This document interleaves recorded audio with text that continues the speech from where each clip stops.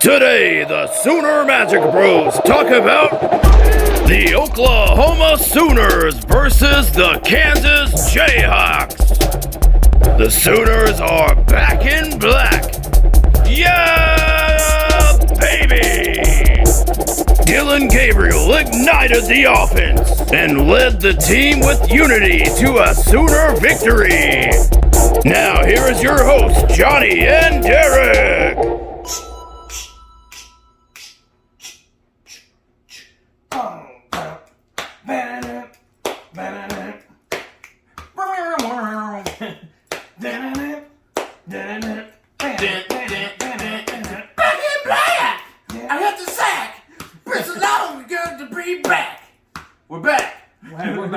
We're back. Oklahoma's back.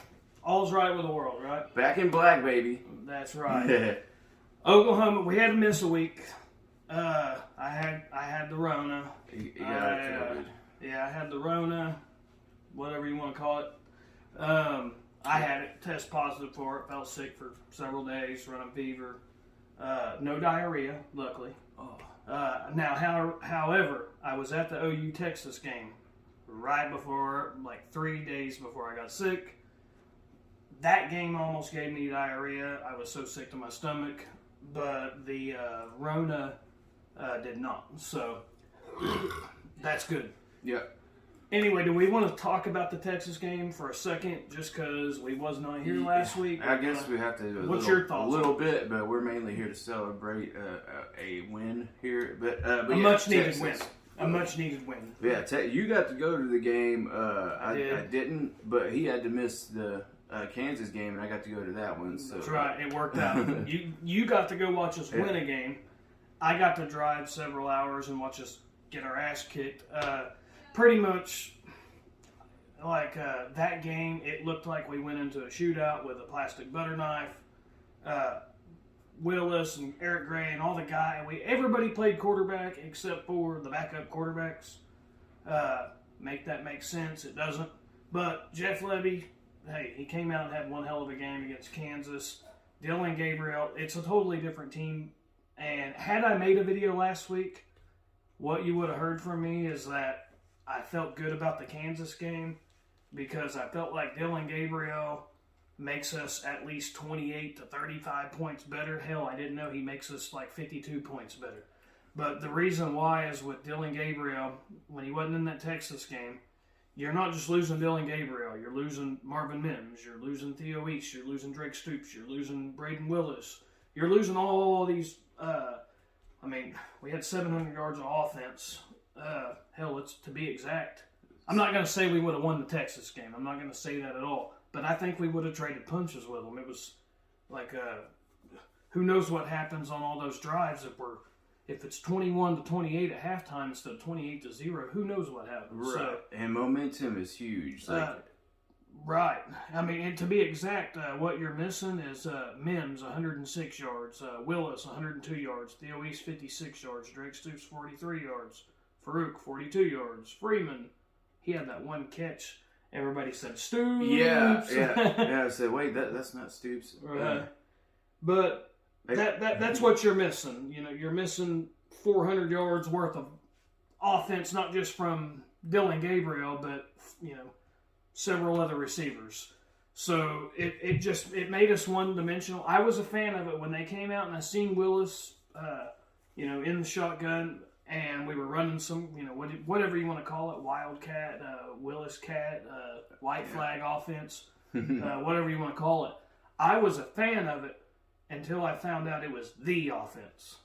And I was like, oh no, dude, this is not, like we're literally, what do they call it? They call me Rabbit. This is a turtle race. I mean, it was a thing where, wildly enough, you had said, like, man, maybe they should put Willis in a quarterback. Yeah, the week before, after Dylan Gabriel went down, I was just thinking of who on the offense knows some plays or knows, the offense pretty good and who can throw the ball a little bit.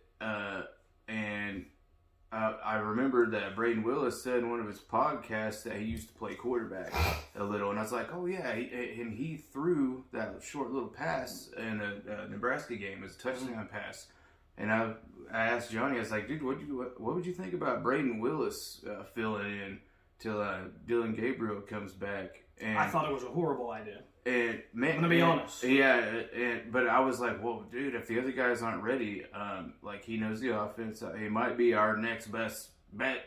And it seems like it probably was, but not enough time to really nail it down. But I thought it was a horrible option until I found out that apparently we don't have another quarterback who can complete a bubble screen pass. I couldn't believe, like, we have no one who can throw a forward pass, I guess, other than Turk. Well, I wanted to see that trick play. I wanted to see Braden Willis throw it around a little bit, but I did like how like if you could have Eric Gray and Marcus Major on both sides, Braden Willis, and then you got Stoops out there, Mims, Farouk. And maybe they're just running some kind of short. Well, yeah, short passes and runs. If they could have mixed some of that in, I think it could have been a problem because you would never know where the ball's going to go. And I think that might still be the idea and the plan for the future. But they did. There probably wasn't enough time to practice it all out. I'm guessing. But it was definitely bad, and we know that this team is not that damn bad. Yeah. Like, yes, times have been tough, but. It seemed so bad. But this week, man, I said, dude, we've got to get a win. If Dylan Gabriel comes back, yes, I know everybody complains, oh, he'll misfire a throw here and there. At least he makes something happen. I'll take a misfire once in a while when he's throwing touchdown passes and slinging it for 400 yards and bringing life back into this football team. Like, we have this football team with Dylan Gabriel, even the first 4 games. We won 3 games by 30 points, and then we lost a close one to K-State, which is honestly not out of the ordinary. We've been losing close games to K-State. It happens. We win close games against K-State sometimes too. But those first 4 games, it wasn't that bad. But in that TCU game, he missed 3/4 of the game. And even in that game, we were on a scoring drive that was going to put it within 2 scores, which we did still score. So who knows what happens. I'm not saying we would have won it, but who knows what would have happened if he plays those other 3 quarters and we're actually able to trade some punches with TCU. We probably maybe still would have lost a close one or lost by 10 points. But the Texas game, we would have traded punches with them. Maybe probably we still would have lost. Who knows? But I do know we at least had a chance when Dylan Gabriel's in there. And I'm going to go ahead and say it right now. I think we have a chance to win quite a few of the games left on the schedule if Dylan Gabriel's in there. Iowa State, I think we could win that game. I think we could beat West Virginia. I think we could beat Texas Tech. I think that now the Oklahoma State game, I think it is at home. And then you got the Baylor game. It's at home. So, a week ago, it looked like, oh my God, like we're praying we don't go 3-9. But now I'm looking at, and also what I was thinking going into this K-State game, we got to stop the bleeding that's been going on for 3 weeks. We've lost 3 games in a row. 2 of them were blowouts, especially after DG went down. We don't have, like, we're just taking punches, and it's like we're just going into the fetal position and just curling in the ball and try, take all the punches, and we can't deliver any punches back. And it was hard to watch, man. But with Dylan Gabriel, this team is completely different. The defense still has lots of work, but Teddy Lehman said something interesting. He said he thinks this Oklahoma defense, he said, he don't want to repeat the words of, what do we call him? We call him, what do we call the dipshit? Tebow? Yeah, what do we call? What did I say on that last video? I said you can call him what you want. A shithead? We call him shithead. Is it? Yeah. Ass clown shithead. But yeah, shithead.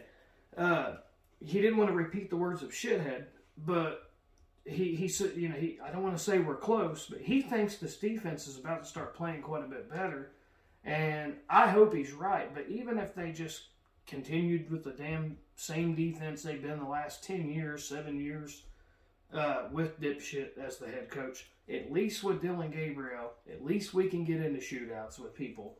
And 700 yards of offense, and we even had 3 turnovers. We let 52 points, 700 yards of offense, and we left. It could have been worse. Yeah, we could have scored even more. So that offense is really good when it's clicking. And here's something else I'm going to say, and this is just pure speculation. But I remember we were playing a show in Lubbock, Texas, after that Nebraska game, when Colin Cowherd said we looked like the second best team in the country.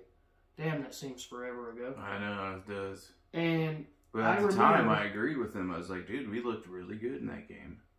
They did fool us. Yeah. Defensively, they'd fool us. But our little brother, our other brother, he comes on the video sometimes. He's been going to all the games with us. But he had told me, because I was on stage playing the show with the Van Halen tribute band we play in, and I only got to watch like the first half, and then he was, having to tell me the score. But he had kept giving me thumbs up, and it was towards the end of the game that he had said, "Yeah, we're still up big, but Dillon Gabriel's walking like he's hurt." I'm not so sure Dillon Gabriel ain't been a little banged up since that Nebraska game, because he hasn't played the same again. He didn't play the same as you normally see him against K-State. He didn't quite look the same against TCU, and then he got knocked out of the game. And against Kansas, man, that was the closest I've seen him look like the DG we had seen the first 3 games. You know what I mean? Since. Like, he does remind me, he's got a lot of Josh Heupel in him. He completes them short passes, man. He knows where they need to go. He knows where the guy's open. And some of those passes where it seems like, what was he throwing at? I've seen some of them where you can tell it's like, okay, if it's open, I'm hitting him. If it's not, I'm throwing it over his head just to move on to the next play. Not all of them, but I think some of them he's doing a bit of that. But my argument is that I think he's been a little banged up. And with this bye week, man, it couldn't have come at a better time, dude. We've got Billy Bowman still out. I don't know I don't know if he's even going to be back or not. Did he play? He didn't play in that last game, right? I don't think so. I think he might still be out. I could be wrong. Right. I don't even have a clue if he's out for the year or if he's out for 1 week. I don't have a clue. But he definitely didn't play.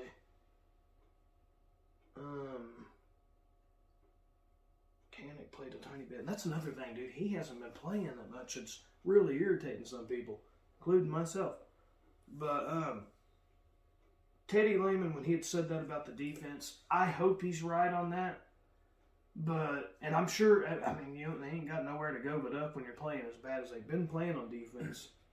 But the good thing is, this team, we had said a week ago, 2 weeks ago, like, dude, number 1 priority is try to get a winning season, a winning record, a bowl eligibility, and salvage this recruiting class, because the only way to it's currently ranked number 3 right now overall on 247. The only way to get this team, this roster, back up to par, back up to playing the brand of football that we want it to be, the Oklahoma brand, the defense that we've seen Brent Venables have at Clemson, and even his early in his career here, is that number 3 recruiting class coming in, and another one. We got to get 2 or 3 great recruiting classes back to back, stacked up, to really get this roster back to where it needs to be. Mm-hmm. And we definitely need to get better at quarterback depth, man. Hopefully Jackson Arnold, he was in town, right? He was, I think he was at the game this weekend. So it's looking like maybe we dodged a bullet, so to speak, like on that recruiting class.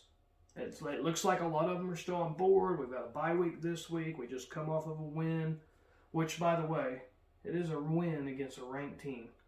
Yeah, and I almost completely forgot Shithead about that. Ain't even gotten a win on a ranked team yet. This was a ranked team. And that wasn't no typical, 2-9 Kansas team, dude. They've played really good football this whole year. And that Beaman, I know he's the backup, but I remember he gave us hell last year. And he gave us everything we wanted and more last year. And he still did a hell of a job against us this year. But yeah, they were fighting till the end, man. They were still trying to win that thing, and as I expect they would have, you know. But yeah, it was honestly, that win means way more than a lot of people even know, man. That was a big deal. We needed it really bad. With all those, we had some recruits there, Jackson Arnold being one of them. Just the fact of stopping the bleeding and, okay, we got a bye week. Yes, you guys now know you got a lot of work to do, but hey, don't give up because you are pretty damn good. You can still win football games. So I think it was good for our mentality, the psyche of the players. Like I think it's really, really good. And now we've got 2 weeks where we can get guys better, man. And I think they do need a bit of a rest, but mostly we got to get some of these guys back and healthy. Yeah. And I hope that they spend this week nailing down that recruiting class, hopefully explaining to that recruiting class. Because, dude, this roster, you know, a lot of people think Brent Venables took over a team that wins 11, 12 games every year. Okay, but that ain't what he took over. Like, this is not the team that's been winning 11 and 12 games every year. Would he get like half of that? Yeah, I mean, 14 starters were missing from last season, which last season wasn't even world beaters. I mean, hell, we almost lost 5-6 games last year, even with Caleb Williams. I think that also could have to do, like, I've heard some people say that's why Shithead left. He knew even Caleb Williams couldn't save this team with that defense. Like, some people have been speculating like maybe Shithead knew that they had missed on some recruiting over the last few years and the defense ain't very good. And we had guys going pro, you know, some of the guys that were good. But he got – I feel like Brent Venables didn't create this mess. Brent Venables is the one having to clean up this mess, and I still believe in Brent, man. I love Jeff Levy's play calling the other day. We got to see like why Jeff Levy was the dude we called when Shithead left. Like that, his offense. That I mean, dude, they just looked unstoppable all game, man. And we even had 3 turnovers, dude, but they were so unstoppable. It's crazy that you're still able to put up that many points and that many yards with the turnovers. Yeah, it was absolutely amazing, dude. Yeah, we had 700 yards of offense. We had 403 yards passing, all of it by Dylan Gabriel. And then we had 298 rushing. So, yeah, we had 701 yards, basically. That's amazing, dude. Eric Gray, dude. Eric Gray. He had 176 yards, 2 touchdowns. Barnes, dude. It's starting to look like Barnes is definitely number 2 running back, right? He is right now, and we had me and Little Rocky was talking like, where is Marcus Major? I wonder if he's hurt. I heard he was in Nebraska with our defense. Man, I ain't gonna lie, guys. Last week, whenever I was sick, and you know. It's not like we wouldn't make a video when we lose a game, guys. We did it twice. We made a video after we lost K-State. We made a video after we lost TCU. Yeah, I tried to get a hold of him for like a few days, and I was like, man, something's wrong. Because we need to make this Texas video. But then I finally got a hold of him. He said, sorry, brother. I think I'm sick. I think I got the COVID or something. I was like, sounded just like that too, man. Yeah. I was like, what? We need to make a video. Yeah, I'm like, I can't understand you. Dude, I tested positive for Rona. But yeah, he was like, man, they're going to think we're fair weather fans and we didn't make a video when we got beat by Texas. I'm like, dude, we just got our ass whooped the last 2 weeks when we made videos. Surely they know that, you know what I mean? But well, hopefully. But I wanted to get a video. I was trying to get one with our other brother, but he was busy too. And yeah, I didn't think I had enough to say myself. I probably would have talked too much good. Actually, I'm always the positive one, I think, out of everybody. Oh yeah. He watched the Texas game. I rewatched it. That bad. I didn't want to, and I said, dude, okay, I rewatched the Texas game, and I'm probably gonna sound like an idiot right now, but it's not as bad as it seemed. It wasn't until like there was a couple minutes left in the third quarter. We were still in it if we could have scored some points. Right. It was like 28. It was whenever it hit 35-0. That's whenever it seemed like the team was like, okay, yeah, fuck this. It's over. We're done. Yeah. There's if we haven't scored any yet, there's not enough time really to win it. I agree with that. 28-0. It did feel like they were still playing. We'd gotten that interception, and if I'm being totally honest, me and my other brother, we were both at the game, and I had to go to work at 4 a.m. the next day. Oh. And on a Sunday morning, I had to go to work. So, and my little brother, he had big priorities going on too. He had a party with his friends in Oklahoma. So he was kind of down to get back, beat the rush and maybe miss the last quarter or something. So basically, that was already kind of going in our head. And the atmosphere was incredible. The OU fans, I've got videos of it on my phone. I'd sent you some of it. But the atmosphere was awesome. It was my first OU Texas game. Everything was awesome except for the game. and even the game, the first quarter was really cool, man. The fan, like on that trick, the fake field goal, dude. I mean, I jumped and almost fell and hit frickin' Texas I didn't like fans. that, man. There's actually some damn Texas fans that caught me. There was like one or two Texas fans sprinkled on the OU side. They actually where I caught was you. at. And and I ain't gonna lie, man. I have a whole nother respect for a lot of the Texas fans. They were all, and I don't know if it's because of what happened last year where we come back after getting our ass whipped, and maybe this year they were like, guys, hey, do not talk any shit. Y'all remember what happened last year? We were winning like 28. They were chanting, "We want Caleb." They did that and looked like fools, and then they were also they were up like 28-7, and we ended up coming back and whooping their ass. That game was, I think it was stressful for everybody, really, because I could see it with some of the Texas players, even when it was still 28-0 at halftime. That's why I was like, dude, we're still in it, because like they've seen this whole game. Oh yeah, they know we can put in a backup quarterback and even come. And I know they had to have been like on it had to have been in the back of their whole rest of the game. Like they're like, dude. Once it was like 42-0, I'm sure they felt good. Yeah. But, which was right around the time I went ahead, Little Rocky's like, dude, let's get back to Oklahoma, let's beat the traffic. So I said, yeah, dude, I got to wake up at 4 a.m. So we go step out, and I'm like, I'll step out and smoke. They give us these free passes where we can get back in. We had watched a few drives of the second half, third quarter, and we had got the interception, which I thought was great. And then we didn't do shit with the ball twice. So anyway, we're getting ready to leave, and I see a couple Texas fans, young couple, probably like a couple in their 20s, early 20s, maybe mid 20s. They're watching the game on their phone, and I ask them like, "Man, y'all got tickets?" And they're like, "No, we wish." So we gave the two Texas fans, young couple, they were being really cool. If they wasn't being cool, I wouldn't have given them my tickets. But we gave them I said, "Man, go enjoy your team. This ain't our year." And hey, they had to lose how many games in a row last year? 6 games in a row. Texas lost. Not to mention blowing the big lead to OU and a few other teams they blew leads on. So I felt like season last season. They had a bad year. And I will say, dude, I got more respect for Texas fans than I do USC fans, because Texas fans, they bring that mouthpiece every year.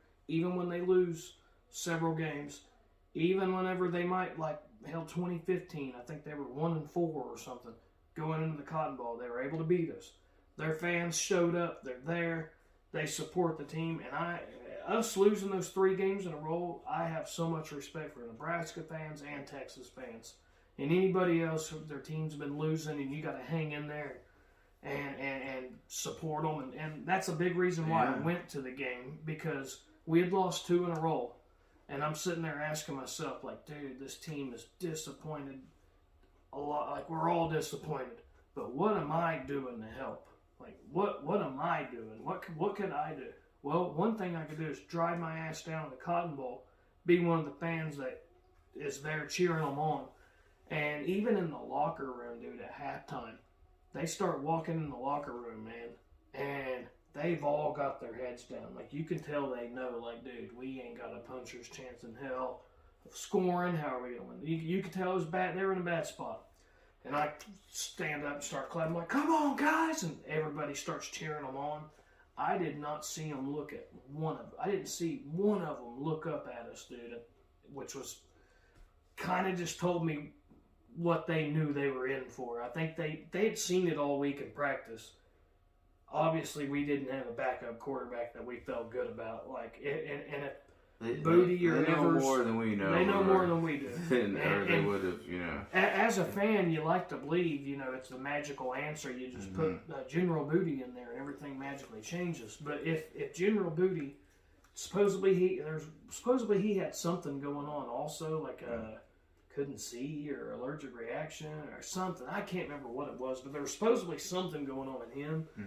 And then Evers, you know, he is a true freshman. Maybe, you know, he went in there and threw a frickin' pass at the ground and hit a dirt ball too. So, thank God Dylan's back. That's all I can say. And man, dude, I hope he stays healthy the rest of the year, because if he does, this team will be exciting to watch. If Dillon Gabriel can stay healthy, we will be exciting to watch, especially against. I feel good about Iowa State and West Virginia, Texas Tech. If we could win those 3 games, that'd put us at 7 wins right there. Because we've got 4 right now, right? And then if you can somehow sneak one in on Baylor or Oklahoma State, dude, put you at 8 wins. So I just want to see them continue the streak. We have not had a losing season since I was a kid, man. Like 98 was the last time we had a losing season. And I don't want us to have one, man. I want us to, you know, and I think that they will, dude. Turn this thing around. Hopefully this gave them the shot in the arm that they needed. Yeah, hopefully. What do you think? Do you think it could have gave them the shot in the arm that they needed? Well, yeah, I think it did, man. It was a great atmosphere at the game too, man. Everybody was having fun, and yeah. Back to what you were talking about earlier, you drove all the way out there and supported your team. Well, everybody was really down on the Sooners and didn't want to go to this Kansas game. And I was like, man, I want to go. I don't have a show or anything this weekend. I can finally go to a game. And I ended up getting some free tickets. And yeah, me and Rock went to it. And I didn't care of the outcome. I just wanted to go and watch my Sooners play, really. And now I do have a whole new respect for like Nebraska fans and Texas fans, like last year, like you were saying. It's they're doing good this year, but yeah, it's tough when your team ain't doing good. Yeah, it's tough. But I still wanted to go and watch them and just see improvement, and we ended up getting a win. And I don't think anyone believed that it would happen outside, you know. Just everybody I talked to, but it was nice. It was a pleasant surprise. Yeah, definitely miss Dillon Gabriel, but also Braden Willis. He is my Sooner football hero for sure. Yes, sir. I did want to mention that, man. My original Sooner football hero, like my first ever hero, is Josh Heupel. That was my first big time Sooner football hero, legend. Like that was my big reason why I started getting into OU football was Josh Heupel and Torrance Marshall, and pretty much being able to see Josh Heupel get that win with Tennessee, man. Oh my God, it's funny because if OU loses, I have a hard time watching other college football the rest of the day. Dude, me too. I'm just not into it. I'm just like, I don't care. None of it matters. I don't watch much. Like, I'm almost just like, dude, fuck college football. I don't care. Like, I will watch my wife's frickin' Teen Mom shows before I'll watch a football game after we lose, dude. I'm just not into it, man. That's true. You know, it's like, oh, you're watching 90 Day Fiancé? Yeah, I'll watch that. But when OU wins, I'm into all the games. Oh, yeah. Like, you know, see everybody else. Yes, and I watched them all, dude. There was several good. I watched the rest of the OSU and Iowa State game. I was wanting to see Oklahoma State pull off that game, and they didn't. And then I watched the Alabama-Tennessee game, and then I watched shithead and Caleb Williams play Utah. And man, they're crying. Oh my God, they're crying about the refs. Like a poor USC refs, they just have it out for us. Dude, there's bad calls. How many bad calls in that OU Kansas game did you see? Several. Oh, well, there was some in the Texas game. There was some in the Texas game. There's bad calls. Dude, I've seen bad calls that went for USC and some that didn't, man. That was ridiculous. Every game is bad calls. Yeah, I seen bad. It wasn't like they were trying to act like, oh my God, some of it that they were trying to say was just sickening, dude. And I seen bad calls, some bad calls in the Tennessee and Alabama game. But the part that gets me the most, dude, it's like your offense, you know, pretty much USC's offense, it felt like they couldn't be stopped, and it felt like Utah's offense couldn't be stopped. And I even said, like, in the third quarter, I said, dude, whoever gets the ball last is going to win this game. And USC did get the ball last, but with not a whole lot of time left. Utah did a good job of going down there and scoring and leaving them with very little time, and then they had the balls to go for two. And when it comes down to it, dude, that is anybody's game right then and there on that 2-point conversion, dude. They took the risk. They were willing to take the risk. They had the balls to do it, and they got it, man. They got it. And it's one of them deals where, dude, they played the game. They could have missed it. I felt like either team could have won that game, and Utah ended up being the one that did. But when your defense gives up almost 600 yards, and that tight end just, like, y'all could not stop that tight end. And so it's like, dude, blame the refs. How about who was covering that tight end all day long? And that Cameron Rising, dude, he had a day. I mean, that guy torched y'all's defense, man. And USC, that's the first time they played a ranked team. You know, they were 6-0, It's empty. and that was the first time they played someone ranked. That was also the first. That was OU played a ranked team, and we won. Was it the first? Well, Our TCU is ranked and Texas is ranked, so we've lost to two ranked teams. I don't know if they wasn't ranked when we played them, but they are now. But it was nice for us to get a win nice against a ranked team, while they get a loss a against ranked team. When we played Kansas, they were not Kansas State. They were not ranked. When we played Texas, they were not yet ranked, and then when we played TCU, they were not yet ranked. That was the first time we played someone they were ranked when we played them, and we won. But anyway, that was the first team they've played that was ranked, and they're 6-0. But I mean, imagine if you're playing teams like UTEP and Rice and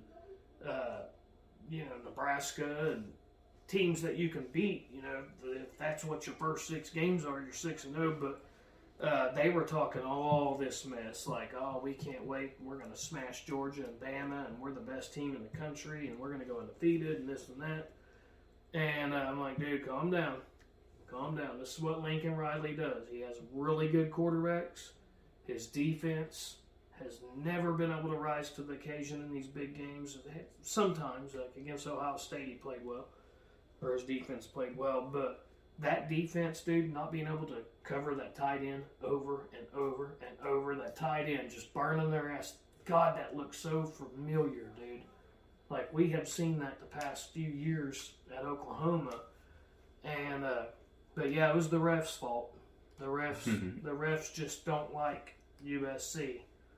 And it's like, no, dude, y'all lost. I know it was a tough loss. You lost by 1 point to a good team on the road.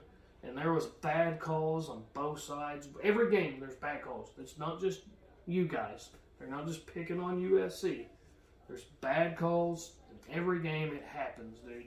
It's part of the game. But I can't stand it. Like last year when we lost to Oklahoma State, I heard all kinds of people talk about the refs, this, that. I didn't. I put up a post that congratulated my buddies that are Oklahoma State fans, and I said it sucks that we muffed the punt. It sucks that we couldn't get that score at the end. We almost did. I mentioned all the things that sucks that we didn't do. Not any calls. Like, bad calls are part of the game, dude. You can't let the game be decided by one bad call. Like, how about the shit ton of yards you gave up? How about, your lack of efficiency on third down on both sides of the ball? Like, maybe that had something. When you're blaming refs, you're not freaking growing as a person.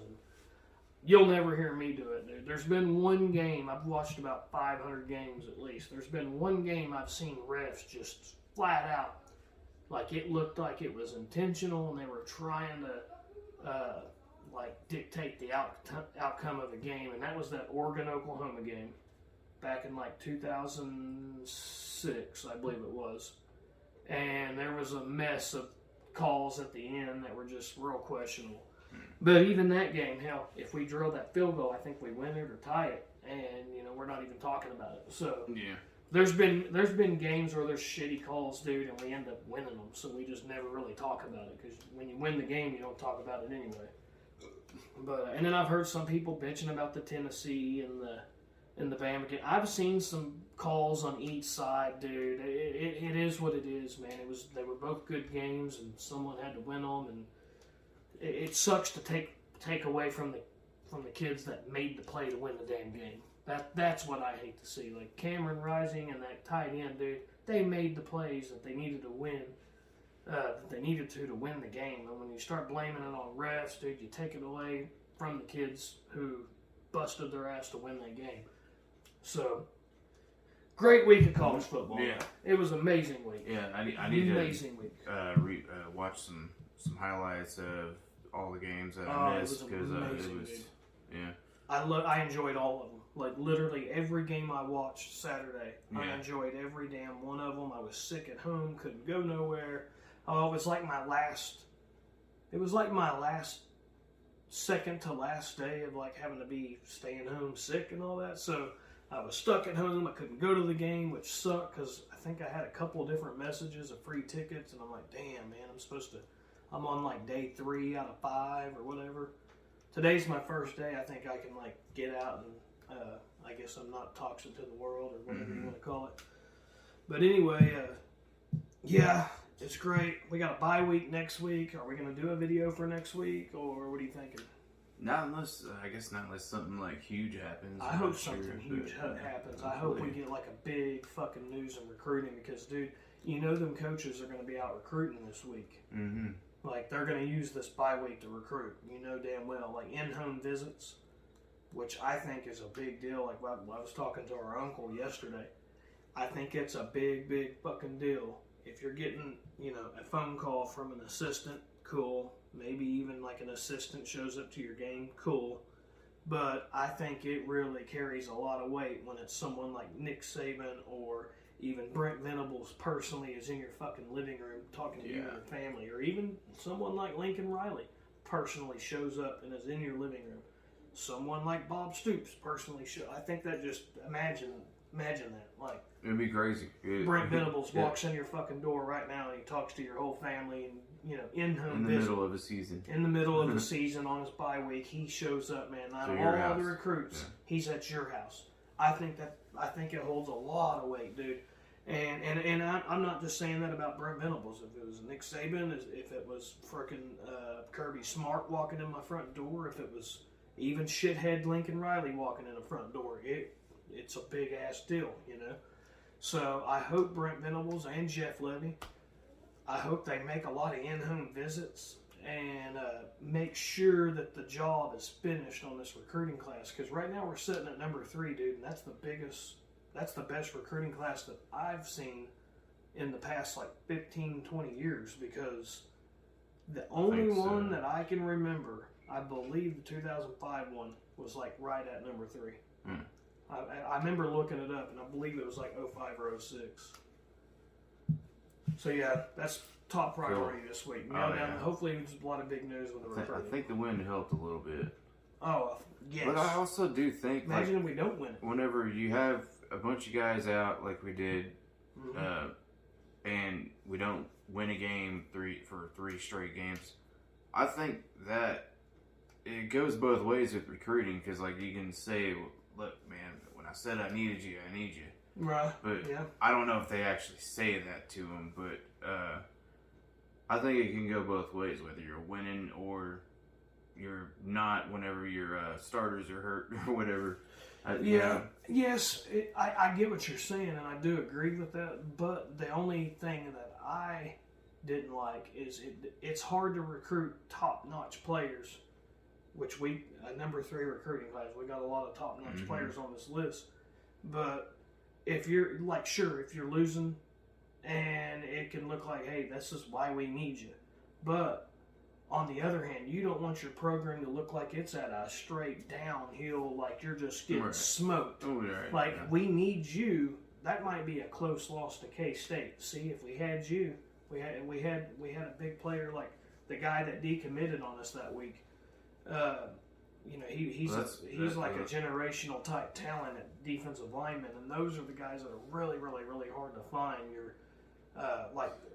Your number one defensive tackle in the country, guys that are like that big D tackle that played for Georgia.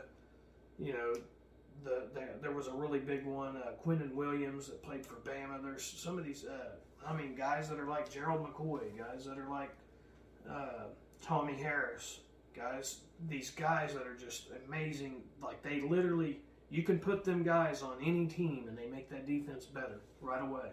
And having a defensive tackle that's like legit, we've got to go get a couple badass, legit, really good defensive tackles, because that is the difference between our defense being pretty decent and being really, really good and completely sucking is that great defensive interior lineman. Because if you don't, there's many times where it feels like those quarterbacks are just sitting back there and sitting back there and sitting back there.